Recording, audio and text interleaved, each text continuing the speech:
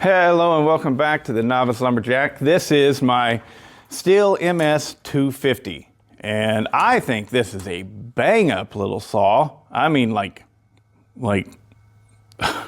great. I think it's so good it might actually be the very best little homeowner saw that you can get. Anyways, yeah, that's no joke. I think it's really quite excellent. It's got really good power for what it is, lightweight, dependable, good little saw. And you can find them all over the place. They made a lot of them.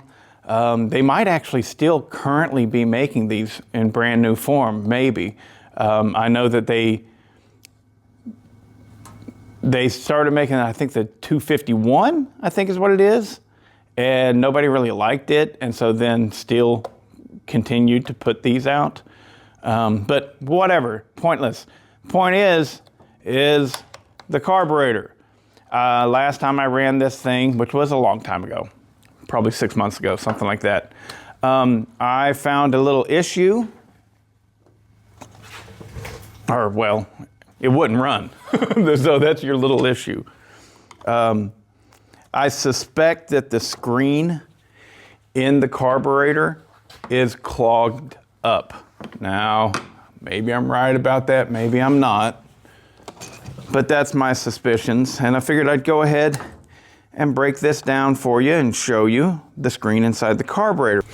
Okay, so here we go. I have the camera tripod and everything right between my legs, so I'll probably bump it. But we take our compressed air, clean that thing off first.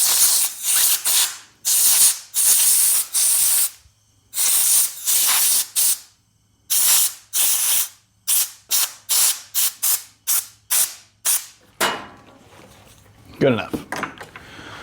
All right, so this video we're going to be concentrating on the screen that's inside here. Sometimes they get clogged. Stuff can get through the actual fuel filter and it still goes onto your carb, and well, you've got a secondary filter inside the carburetor that I believe on this saw is clogged up. So the side with the cap that only has one screw in it is where it's going to be. And it's right down in that hole.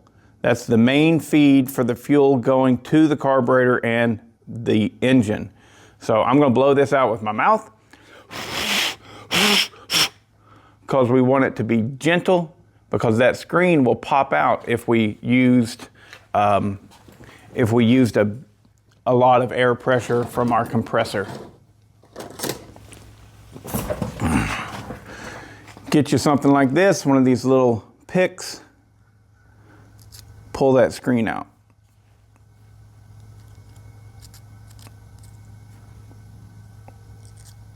All right.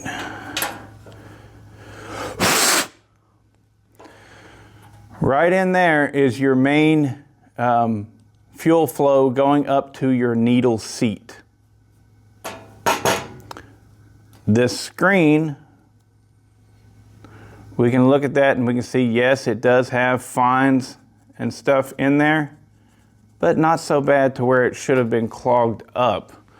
But what we're going to do is we're going to turn it, oh, shit. Okay, there it is. It's cupped. We're going to turn the cupped lid, I don't know, sides down, and we're going to blow it out from the back side.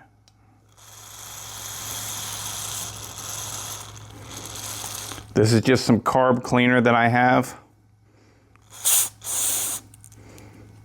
Now that we got it all blown out, we'll do it on the other side, just because that's what's up. There you have it. Now that screen is cleaned out. Now, was this the problem that I was facing?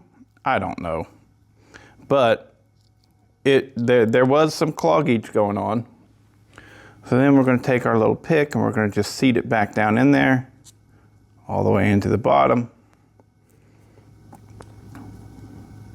You want to be careful, you don't want to poke a hole in that.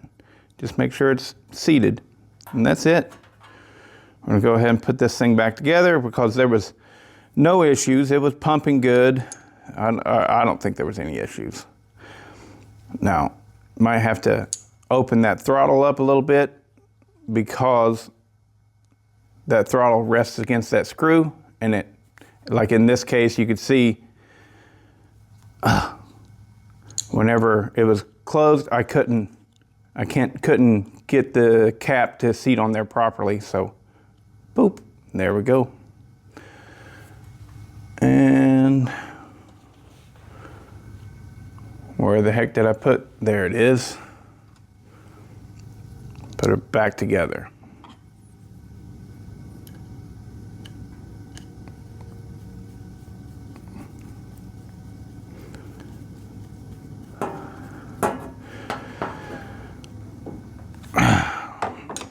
Now that right there should take care of that little issue. I see all kinds of little dirt here and stuff. Maybe there was really something going on. There was a lot more in there than I thought.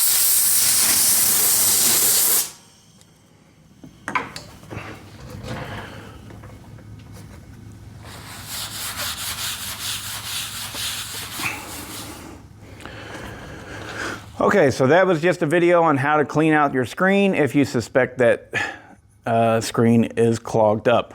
All the carbs that I have come across are exactly the same manner. If you want to, go ahead with your carb cleaner, spray out inside that needle jet to make sure it's cleaned out. But I think that's all this one needed, was that screen cleaned out, and it probably is going to run pretty good.